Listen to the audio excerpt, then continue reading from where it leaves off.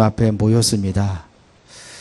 오늘 이 시간에 하나님 말씀에 집중하며 새로운 힘을 얻는 시간이 되기를 원합니다. 힘들고 어려웠던 시간이었다고 한다면은 이제 모든 것들을 다 뒤로 가고, 기쁘고 즐거웠던 시간이었다 할지라도 그것도 뒤로 가고, 오늘 새로운 영적인 힘을 얻는 축복의 시간이 되게 하여 주옵소서. 말씀을 통해서 새롭게 또 시작하는 한 주간이 시작되는 응답받고 누리는 시간이 되게 하옵소서. 예수님 이름으로 기도드리옵나이다. 아멘. 옆 사람 한번 인사하겠습니다. 하나님은 당신을 사랑하십니다. 오늘 소중한 응답 받으시기 바랍니다. 그것까지 인사하신 거예요? 추석 명절 잘 보내셨습니까? 힘들었어요? 행복했어요? 안 행복했나 보네. 긴 연휴 동안 행복하지 않았어요? 저는 이번에 추석 명절 전에 잠깐 휴가 갔다 왔는데 여러분 은혜 가운데 참 잘 다녀왔습니다. 휴가 갔어도 별로 휴가 같은 느낌을 저는 못 느꼈어요. 왜 그러냐면은 말씀 준비 항상 하고 기도하고 이런 시간을 좀 많이 가져봤습니다. 조용하게. 그랬어요. 이번에 추석에 잠깐 계속해서 저는 이제 메시지 준비하고 이렇게 하니까요. 새벽 예배도 하고 했는데 여러분들이 안 나와서 그렇지 새벽 예배 다 했습니다. 배 먹고. 그런데 잠깐 제가 추석날 아침에 일찍이 이제 새벽 예배 끝나고 우리 이제 그 큰 집에서 이제 모임이 있어 잠깐 모이고 처갓집만 갔다 왔어요. 예배 드리고 우리 이제 큰 집에서 같이 예배 드리고 조금 있다가 이제 처갓집 가서 거기 가서 이제 했더니 땅콩 캐라고 그래서 땅콩 캤습니다. 그런데 잠시만 그렇게 했는데도 뭐가 흐트러진 것 같아요. 휴가는 흐트러진 게 없는데 잠시 추석에 우리 집에서 예배 드리고 하는 거는 좀 괜찮았어요. 처갓집 가가지고 좀 이렇게 해서 거기는 굉장히 좀 어수선해. 영적으로 교회들 안 다니고 그러니까요. 교회 다녀도 나이령이고 내가 잠깐 이렇게 있는데도 영적으로 흐트러지는데 여러분들은 얼마나 흐트러졌을까 이런 생각을 해봤습니다. 그래서 힘들었다는 얘기가 맞는 것 같아요. 오늘 여러분들이 영적인 힘을 얻는 그러한 시간이 되기를 바랍니다. 정말 힘을 얻어야 됩니다.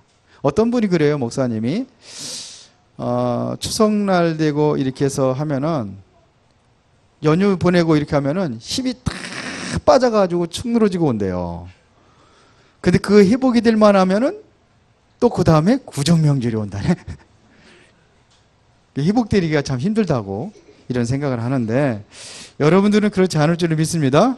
오늘 확실하게 힘을 얻고 또한 새로운 그러한 시작을 하는 그러한 은혜의 시간을 가지시기를 바랍니다. 지금까지 우리가 3주에 걸쳐가지고 여러분들의 신앙인의 중심을 얘기했습니다. 오직 여러분들의 신앙의 중심은 복음이 되어야 됩니다.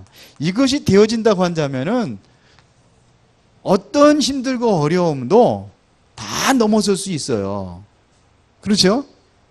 그리고 여러분들의 신앙이 항상 기준은 세상이 아니고 내가 아니고 그리고 성공이 아니고 항상 뭐냐면 기준이 말씀으로다가 여러분들이 삼고 이 안에서 여러분들이 나를 발견하고 내가 살아야 될 세상을 발견하고 성공해야 될 이유를 발견하는 것입니다.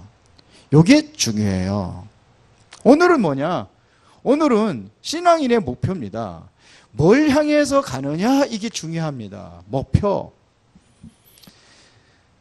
이 목표가 되어지면은 뭐냐? 여기에 모든 시간과 삶을 투자합니다. 그러니까 인생 전체가 완전히 이곳에 투자가 되는 겁니다. 그렇죠? 100m를 선수들이 딱 출발점에서 이제는 총소리와 함께 출발합니다. 그때 이들의 생각은 어디에 집중해 있을까요? 목표죠. 100m 앞에 목표입니다. 그걸 향해서 질주를 하는 겁니다. 전심전력을 다하는 겁니다.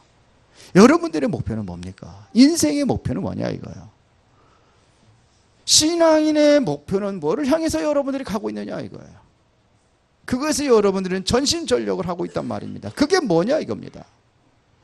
이게 시간이 흐르면 흐를수록 돌이킬 수가 없어요. 100m 출발하는 사람이 딱 가서 생각에 엉뚱한 데 갖고 있고 그렇다고 한다면은 이 사람은 정상적으로 달릴 수가 없겠죠. 자기 실력을 다할 수가 없겠죠. 그냥 집중을 해야 되는 거예요. 100m를 달리는 사람이 뒤로 갔다. 이건 심각한 문제죠. 목표가 정해서 그 목표를 향해서 가야 되는데 뒤로 달려갔다. 이건 보통 문제가 아닙니다. 이건 돌이킬 수가 없습니다. 잠깐 순간에 우리가 그렇다고 한다면 그런 심각한 그러한 우리에게 문제가 올 수도 있습니다. 그래서 내가 가는 길이 올바른 길인지 여러분들이 한번 점검을 해보시기 바랍니다. 오늘 점검을 해보세요. 제가 이번에 추석 때 우리 그 처남 딸이 있는데 초등학교 6학년이에요. 그래서 그 아이한테 물어봤습니다. 너는 뭐가 될래? 그랬더니 아직 정해지지 않았습니다. 그러더라. 그러면 너 왜 공부하니? 물어봤어요. 공부를 해서 좋은 데 직장 잡으려고 그런대요. 좋은 데 직장 잡으면 뭐 할 건데? 그랬더니 아니, 돈 벌어야죠.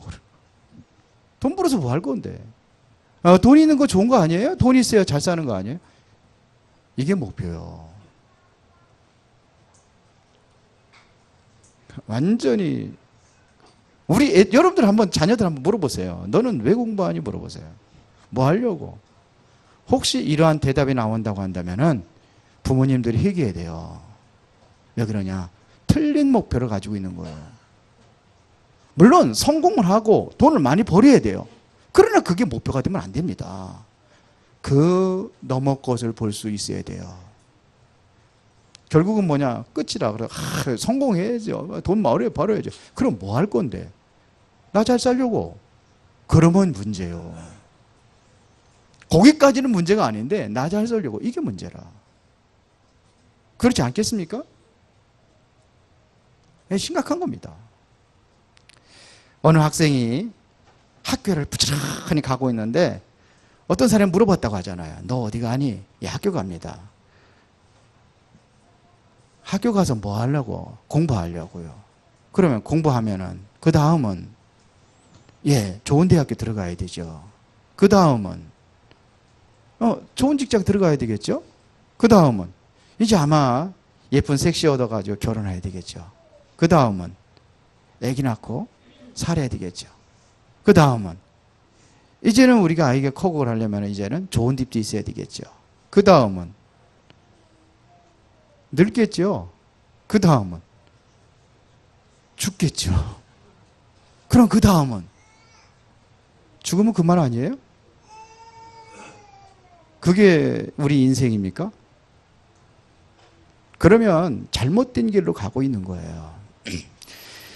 인생의 목표에는 반드시 뭐가 있어야 하냐면 의미가 있어야 됩니다. 의미가. 이게 있어야 돼요. 지난주 얘기했잖아요. 나를 위해서 살아가다 보면은 창세기 3장에 무슨 문제 온다고요? 나를 위해서 내가 기준이 되고 내가 중심이 되다 보니까 뭐가 왔어요? 영적 문제 왔잖아요. 물질 중심으로 살아가는데 뭐가 왔어요? 창세기 6장에.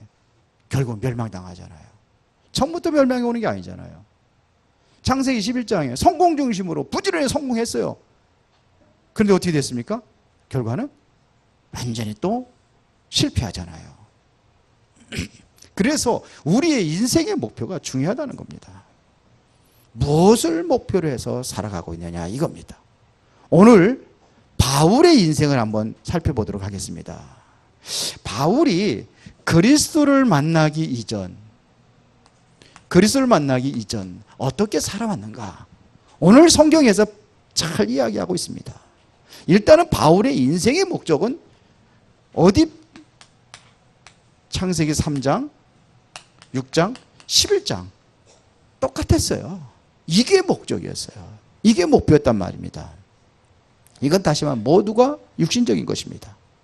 이건 세상 사람들과 전혀 다를 바가 없어요. 최고의 학식과 최고의 배경 속에서 있었던 바울이 세상 사람들과 똑같았어요. 나를 위하여, 세상의 물질을 위하여, 내 인생의 성공을 위하여 그렇게 살아왔단 말입니다. 이게 육신적인 겁니다. 예수님을 따르던 무리들과 뭐가 다를 게 있겠습니까? 예수님을 왜 따라갔어요? 예수님 따라가니까 굶어 죽지 않을 것 같다고 따라다녔잖아요. 예수님 따라다니까 병 고치잖아요. 죽은 자도 살리고. 그래서 예수님 따라다니잖아요. 결국은 그거 안 하니까 뭐예요? 다 떠나버리잖아요. 그렇죠? 가룟 유다가 왜 예수님을 따라다녔습니까? 예수님은 가룟 유다 예수님께서 말씀하셨잖아요. 뭐 때문이에요? 돈 때문에. 결국은 재정 맡아가지고 슬쩍슬쩍 자기 주머니에다 이렇게 돈 빼가지고 이렇게 집어넣고 자기 주머니에 채우고. 그래서 예수님 이제 죽을 거라고 그러니까는 그 눈치채가지고 예수님 팔아버리고.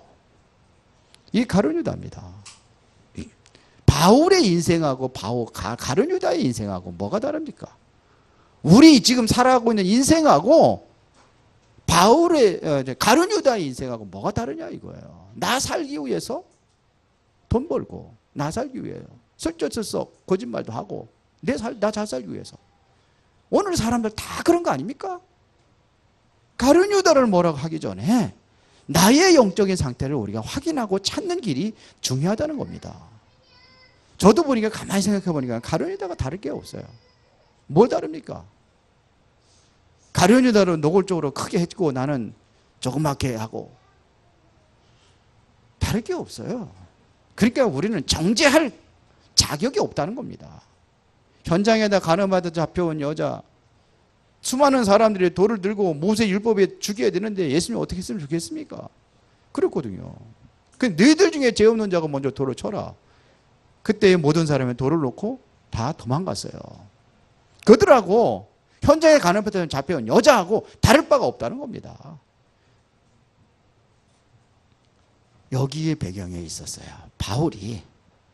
그러니까 자신의 성공을 위해서 열심히 지금 살아왔다는 얘기입니다. 바울이 이렇게 살아왔습니다. 성경에 말하고 있잖아요. 빌립보서 3장 5절 6절에 이렇게 말하고 있잖아요. 나는 8일 만에 할례를 받고 이스라엘 족속의 베냐민 지파요 히브리 중에 히브리인이요 율법으로는 바리새인이요 열심으로 교회를 박해하고 율법의 의로는 흠이 없는 자라. 자신을 갖추었어요. 엘리트의 모든 규모를 다 갖췄습니다. 왜요? 성공을 위하여. 할례 받았다는 것은 나는 선민이라는 겁니다. 베냐민 지파라는 것도 왕족이라는 겁니다. 바리새인이라는 것은 엄격한 심사를 거친 지도자에까지 올라섰다는 얘기입니다. 그리고 여기에 하나는 로마의 시민권을 가진 자야. 아무나 갖는 게 아니잖아요. 사도행전 22장 3절에 보니까 뭐라냐, 나는 가말리엘의 문화생이라고 했습니다. 그러니까 최고의 학문입니다. 사도행전 5장 33절 42절에 보니까 베드로가 설교를 할 때에 너희가 죽인 예수를 우리 조상 하나님이 살리셨다. 왜? 그분이 그리스도이기 때문에. 이스라엘의 회개함과 제사함을 주시려고 임금과 구주로 세우셨느니라. 그렇게 살으셨다 이겁니다. 그때 이 사람들이 흥분해가지고 이제는 뭐냐, 사도들을 죽이려고 할 때 그때 딱 등장한 사람이 누구냐? 가말리엘입니다. 뭐라고 얘기했냐면 이 사람과 소행이 사람으로부터 왔으면 너희들이 죽이려고 하지 않아도 무너질 것이요, 만일 하나님께로부터 왔다고 한다면 너희가 그들을 무너뜨릴 수 없을 것이다. 도리어 하나님을 대적하는 자가 될 것이다. 그때의 가말리엘이 그 한마디에 모든 사람이 다 돌아갑니다. 이 정도로 영향이 있고 존경을 받는 사람이 가말리엘이에요. 율법학자. 그 사람 밑에서 공부한 사람이요. 얼마나 멋있습니까? 그런 사람이 돼서. 그 사람 보면 그 사람 예수 안 믿어도 그런 분들 존경스럽지 않아요? 말이 다르잖아요. 생각이 다르잖아요. 자, 그 한 밑에서 공부를 했어요. 본인 스스로 율법으로는 내가 하나도 흠이 없다 그랬어요. 완벽한 율법주의자입니다. 그리고 뭐 하느냐? 교회를 박해했다는 것은 이것은 최고의 신앙을 이야기하는 겁니다. 교회에 박해하는 일에 앞장섰습니다. 6절에 열심으로는 교회를 박해하고 율법으로는 흠이 없다 그랬어요. 왜 교회를 박해했습니까? 바울의 틀린 생각이에요. 요게 과거부터 각인 뿌리 체질 꽉 됐어요. 왜? 듣고 배우고 그렇게 했기 때문에 그럴 수밖에 없습니다. 율법과 듣고 배운 곳에 꽉 각인되어 있습니다. 그러니까 그리스도를 핍박하고 대적의 자리에 쓰는 겁니다. 정신병 환자들의 공통점이 뭔지 아십니까? 타인의 병은 알지만 나는 병이 아니라고 생각을 합니다. 정신병 환자들의 특징이 다 그렇다니까요. 저 사람 다 정신병 환자라는 거 인정해요. 그렇지만 똑같이 정신병원에 들어가 있는데 나는 정신병이 아니라는 거예요. 그래서 이런 재미난 얘기가 있잖아요. 어떤 정신병 환자가 펄쩍펄쩍 뛰면서 나는 나폴레옹이다 여봐라. 그러니까 어떤 놈이 딱 앉아있다. 야 이놈아, 내가 언제 너를 나폴레옹으로 임명했냐 그러더래. 미친놈이구나 그러더래. 똑같이 미쳤어요. 그러니까 틀린 생각을 가지고 지금 예수 믿는 이것들은 다 틀렸다는 겁니다. 자기의 틀린 생각을 모르고 자기의 어떠한 기준을 가지고 자기의 중심 생각을 가지고 핍박을 하고 박해하는 거예요. 왜? 모르니까. 알면 하겠습니까? 모르니까 그러는 거예요. 자기도 모르게 여기 쓴 거예요. 이러니까 교회를 박해했는데 이 스데반 집사를 죽이는 데에 동참했던 사람이 바로 바울입니다. 이렇게 박해를 했습니다. 그뿐만 아니라 다메섹으로 바울이 이제 갑니다. 왜 가느냐? 다메섹에 예수 믿는 자들이 거기 숨어 있다는 소식을 듣고 대제사장의 공문을 들고 가는 겁니다. 다메섹으로. 그리고 뭐 하러 가는 거예요? 박해하러 가는 거예요. 그때에 다메섹으로 가다가 드디어 그리스도를 체험합니다. 여기서 그리스도를 만납니다. 의기양양해가지고 가는 거죠. 이것들 다 잡아다가 이제는 거기다 가두고 다 죽도록 해야 되겠다. 이런 그런 마음을 가지고 다메섹으로 갑니다. 그때에 그리스도가 빛으로 나타나십니다. 이게 사도행전 9장입니다. 사울아 사울아 네가 어찌하여 나를 핍박하느냐. 그때 바울이 깜짝 놀랍니다. 주여 니시오니까 네가 핍박하는 예수라. 깜짝 놀라죠. 그때부터 뭐냐면 빛으로다가 강한 빛으로 눈이 멀어버립니다. 앞을 보지 못하는 거예요. 그때 앞을 보는 사람을 찾으려고 하죠. 그때 만난 게 바로 누굽니까? 아나니아를 만납니다. 아나니아에게 얘기를 합니다. 가서 바울을 만나서 바울에게 복음 전하라는 거죠. 올바로 증거하라는 거죠. 거기 성경 구체적인 내용이 그 얘기 아니에요. 그러니까 그는 우리를 핍박하는 자. 지금도 우리를 잡으려고 지금 그들이 그가 대제사장 공문을 가지고 우리를 잡으러 오는데 어떻게 그에 가겠습니까? 아니라. 그러면서 한 얘기가 있습니다. 그는 나를 증거할 증인이다. 이거예요. 그래서 이제 아나니아를 만나가지고 그저 눈을 뜨게 되고 이제는 복음에 대해서 새롭게 설명을 듣게 되는 거죠. 여기서 깨달은 것이 뭐냐면 빛 가운데 이제는 아나니아를 통해서 들은 게 뭐냐면 사도행전 9장 15절입니다. 가라. 아나니아한테 대해서 이 사람은 내 이름을 이방인과 임금들과 이스라엘 자손들에게 전하기 위해 택한 나의 그릇이라 그랬어요. 하나님의 목표를 발견하는 겁니다. 이게 아나니아에 대한 소리인데요. 바울이 이 말씀을 그대로 인용해서 이야기한 사도행전 22장 21절입니다. 뭐라 그랬냐? 하나님께서 나를 담의 속에서 부르신 이유가 뭐냐? 그것은 바로 백성들 앞에서 내가 너를 멀리 이방인에게 보내기 위하여 나를 택했다. 바울이 그렇게 얘기합니다. 예수님께서 이방인의 사도로 나를 부르셨다. 바울이 그렇게 얘기합니다. 이게 바울의 절대 목표입니다. 자, 그때부터 보세요. 완전히 바울의 인생과 신앙이 완전히, 인생이라고 합시다. 인생이 완전히 바뀌어버립니다. 바뀌어진 인생 목표, 그게 바로 오늘 본문입니다. 7절부터 8절까지, 7절부터 16절까지.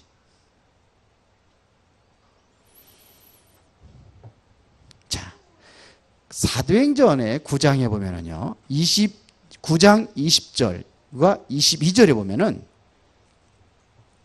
이때부터 뭐냐면 그리스도를 증거하는 증인으로 섭니다. 가장 먼저 간 곳이 9장 20절에 보니까 회당에 들어갑니다. 다메섹 제자들과 함께 며칠 있다가 예수님 만나고요, 즉시로 회당에 가서 예수가 하나님의 아들이심을 전파했다 그랬어요. 듣는 사람들이 깜짝 놀라는 겁니다. 아, 저 사람이 누군데? 저 사람이 바로 완전히 소문났어요. 얼마나 핍박하고 박해했는지. 저 사람이 바로 예수 믿는 사람 박해하고 핍박하던 사람이 아니냐. 죽이려고 지금 다메섹 도상으로 가서 지금 그러던 사람 아니냐. 그런데 어떻게 그걸 전할 수 있느냐. 그때의 22절에 더 힘을 얻어서 유대인들을 향해서 예수가 그리스도라는 사실을 밝히 증거하였느니라 그랬어요. 바울이 변화된 겁니다. 그러니까 바울이 어떻게 했냐? 바울이 깨달았습니다. 뭘 깨달았느냐면요, 그리스도가 누군지를 깨달은 겁니다. 뭐라고 바울이 고백했냐? 그리스도를 체험하고 나서 뭐라고 바울이 고백했냐? 오늘 빌립보서 3장 8절에 또한 모든 것을 해로 여기면 내 주 그리스도 예수를 아는 지식이 가장 고상하기 때문이라 그랬어요. 지금 뭐냐면 가장 세상에서 고상한 지식이 뭐냐? 예수가 그리스도라는 사실을 아는 지식. 이게 최고의 지식이다 이거예요. 골로새서 2장 2절부터 3절에 보니까 이것은 감추어져 있는 비밀이다 그랬습니다. 그리스도를 안다는 것은 감추어져 있는 비밀이다 그랬어요. 그러니까 오늘날 교회 다니면서 왜 예수를 그리스도로 하는지 모르고 다니는 사람 많거든요. 이거 모르고 목사가 된 사람도 있고 장로가 된 사람도 있고 그래요. 왜 예수를 그리스도로 하는지 모르고. 왜? 감춰져 있어요. 아무나 아닌 게 아닙니다. 이거 모르면 뭐 하고 있습니까? 종교생활 하는 겁니다. 예수가 그리스도라는 사실 모르면 종교생활 하는 겁니다. 그러니까 다른 길로 가고 있는 거예요. 마태복음 16장 13절부터 20절에 보면은 다른 길로 가잖아요. 그래 예수를 보고도 어떤 사람은 엘리야라고 하고 어떤 사람은 예레미야라고 하고 어떤 사람은 세례 요한이라고 선지자 중에 하나라고 하고 다른 소리 하고 있단 말입니다. 그렇게 다른 소리들이 많이 나오는 거예요. 똑같은 성경을 보고 있는데 예수가 그리스도라는 사실을 모르니까. 바울은 뭐라고 그러냐? 이 안에는 지혜와 지식과 모든 부하가 감춰져 있느니라 그랬습니다. 그리스도를 한다면 여러분들이 최고의 지식과 지혜, 모든 부하를 여러분들이 소유한 사람들입니다. 바울은 그렇게 고백을 했어요. 그렇게 믿어지십니까? 안 믿어지요? 어떻게 억지로 믿으라고 해서 믿어지는 게 아니니까. 믿어지십니까? 그럼 걱정할 거 있어요, 없어요? 예? 바울은 그렇게 얘기했습니다. 그러면서 3장 9절에 한번 봅시다. 3장 9절에 보세요. 그 안에서 발견되리 하미니 내가 가진 의는 율법에서 난 것이 아니요 오직 그리스도를 믿음으로 말미암은 것이니 그랬습니다. 보세요. 의롭게 어떻게 의롭게 되느냐. 내가 율법을 지키고 해서 의롭게 되는 것이 아니란 얘기입니다. 그렇죠. 오직 그리스도를 믿음으로 말미암은 것이니 곧 믿음으로 하나님께로부터 난 의라 그랬어요. 어떻게 의로워집니까? 내가 어떻게 죄사함 받고 용서받을 수 있습니까? 율법을 지킴으로? 아니라는 겁니다. 율법이 하지 말라, 도둑질 하지 말라, 도둑질 안 하고, 간음하지 말라, 간음하지 아니하고, 살인하지 말라, 살인하지 아니하고, 이게 그러면 의로워지는 거 아닙니까? 아니라는 거예요. 왜? 율법으로다는 바울은 율법으로 흠이 없는 자라는데 바울이 뭐라고 고백했는지 아세요? 나는 죄인의 괴수라고 그랬어요. 죄인 중에 괴수. 그것은 무슨 얘기예요? 죄인 중에서 최고 가는 죄인이다 이랬어요. 그게 무슨 얘기일까요? 그게 무슨 죄? 바울은 율법으로 흠이 없다니. 하나도 흠이 없어요. 율법으로는 바울이 자기가 그렇게 고백을 했어요. 그런데 그리스도 깨닫고 나니까 나는 죄인 중에 괴수라고 그랬어요. 어떻게 그렇게 고백을 했을까요? 그게 무슨 의미입니까? 저 사람은 법 없이 살 것 같아. 그렇게 인정받았던 사람이요. 착하고 다른 사람에 해 안 입히고 다른 사람 베풀고 오히려 다른 사람들을 이렇게 도와주고 모든 사람의 존경하고 그러는데 하나님 보기에는 죄인 중에 괴수요. 왜 그럴까요? 하나님의 기준은 그게 아니요. 바로 그리스도를 믿지 않는 죄, 그걸 얘기하는 겁니다. 하나님을 모르고 살아왔던 죄, 하나님을 모르고 그리스도를 모르니까는 오히려 핍박하고 박해하는 자리에 서 있던 이것을 보니까는 너무 가슴이 찢어지고 내가 정말 죄인 중에 괴수였구나 이렇게 고백을 했단 말입니다. 뭔지 아세요? 그리스도를 모르는 거. 성경은 그거면 죄에 대하여라 하면 너희가 나를 믿지 않는 것이 죄다. 예수께서 말씀하셨다니까요. 죄가 뭐예요? 예수 안 믿는 게 죄요. 우리는 아무리 착하고 선하다 할지라도 근본적으로 본질적으로 죄를 가지고 태어났습니다. 그것을 원죄라고 하는 겁니다. 그 원죄가 뭐냐? 하나님 모르는 것이 원죄예요. 하나님 모르고 하나님 떠났단 말입니다. 이게 죄예요. 이거를 발견한 거예요. 그때부터 바울의 인생 목표가 달라집니다. 뭐가 달라졌느냐 이거예요. 내가 그동안에 열심히 살아왔습니다. 성공을 해 달려왔는데 이 모든 것을 배설물이다 그랬어요. 그러면서 뭐라고 합니까? 나는 그리스도 안에서 내가 발견되기를 원한다. 이렇게 얘기했습니다. 뭐라고 얘기했습니까? 8절에 또한 모든 것을 해로 여기면 그랬어요. 내 주 그리스도 예수를 아는 지 가장 고상하기 때문이라. 내가 그를 위하여 모든 것을 잃어버리고 배설물 여기면 그리스도를 얻고 그 안에서 발견되려 함이라. 그리스도께 날마다 뭐하게요? 발견되는 게 목표예요. 그러면서 10절에 내가 그리스도와 그 부활의 권능과 그 고난의 참여함을 알고자 하여 그의 죽으심을 본받아 어떻게 하든지 죽은 자 가운데 부활에 이르리 하노니. 목표가 달라요. 내가 이미 얻었다 함도 아니요 온전히 이루었다 함도 아니라 오직 내가 그리스도 예수께 잡힌 바 된 그것을 잡으려고 달려가노라. 그리스도의 손에 잡힌 바 된 그거를 잡으려고 달려가노라.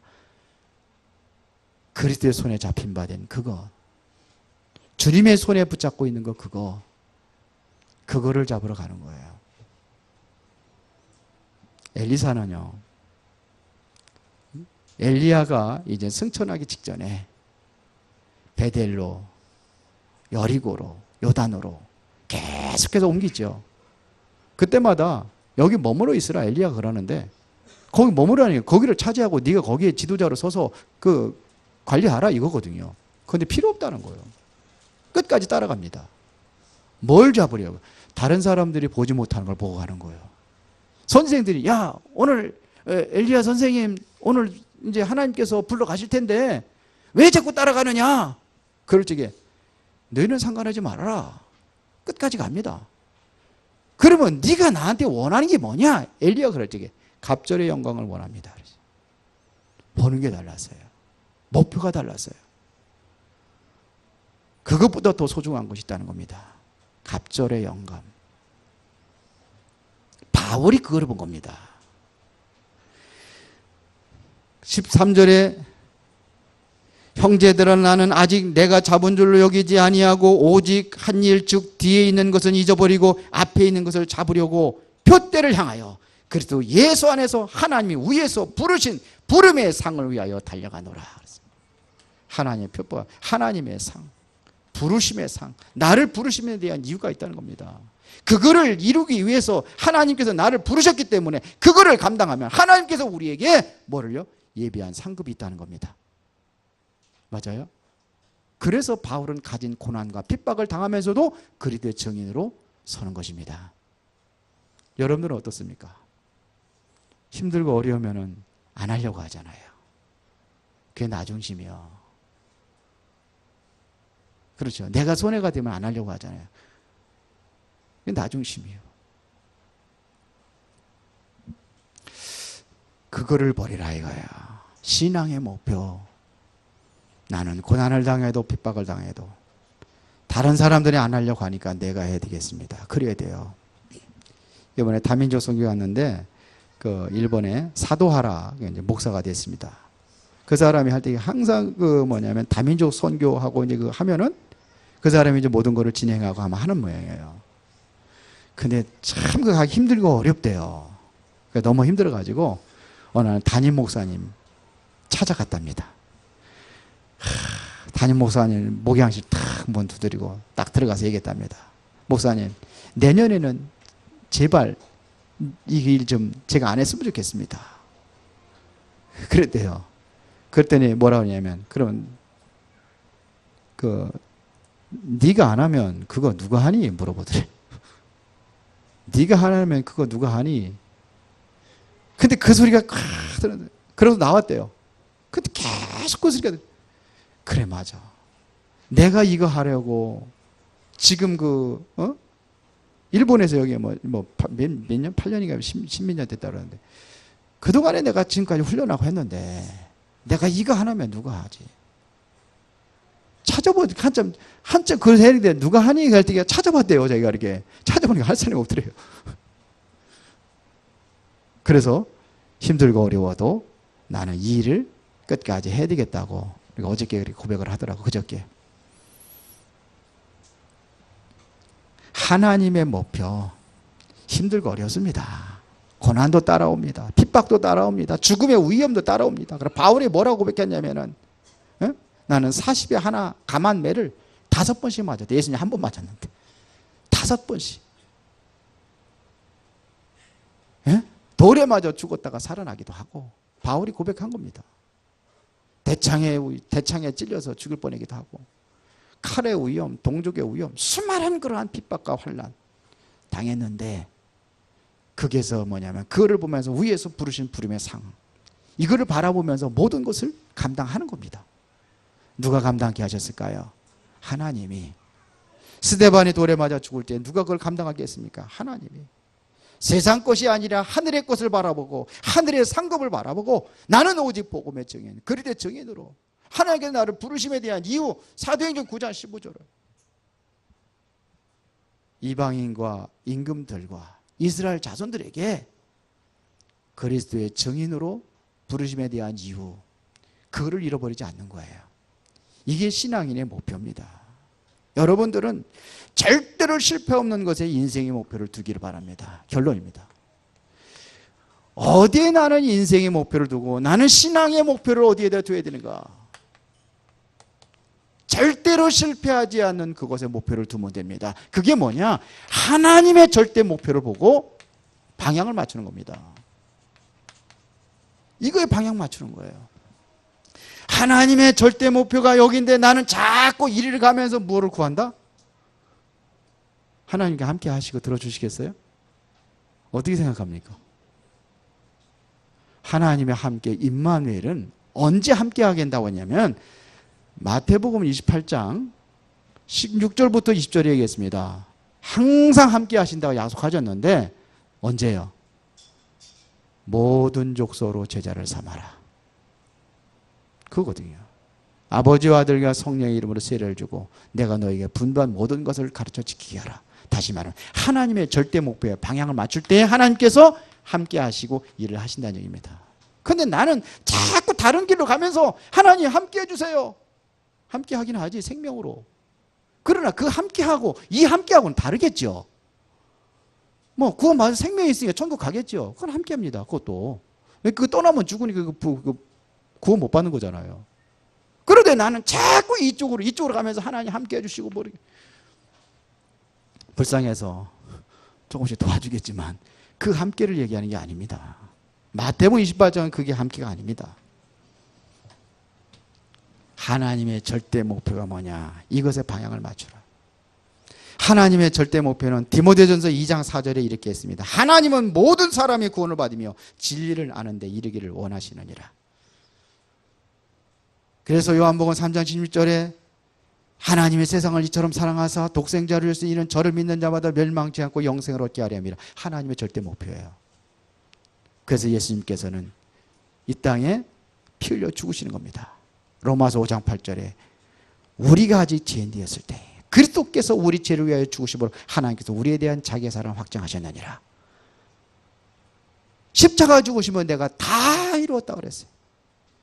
이게 하나님의 절대 목표예요. 그러면서 모든 걸 이루시고 모든 사람이 구원을 받으며 진리를 아는 데 이르기를 원하느니라 그랬어요. 이게 목표예요. 여러분들이 놀러 가더라도 이거를 목표로. 보니까 10월 달에 우리 남전도에서 행사가 많더라고요. 밴드에 올라온 거 봤더니 일단 10월 2일부터 우리 전교인 수련회가 있고 그 다음에 또 이렇게 또 낚시도 있고 있더라고. 우리 또 일여전도 회원들하고 잘 가지 못한 사람들 해서 또 한번 또 여행도 한번 하게 한다고 그러고. 네? 또 있나 있더라고요. 그래도 하나님의 절대 목표를 향하여. 그렇죠. 이걸 잊지 말고 하는 거예요. 여러분의 직장 생활하고 모든 것 하나님의 절대 목표를 위하여.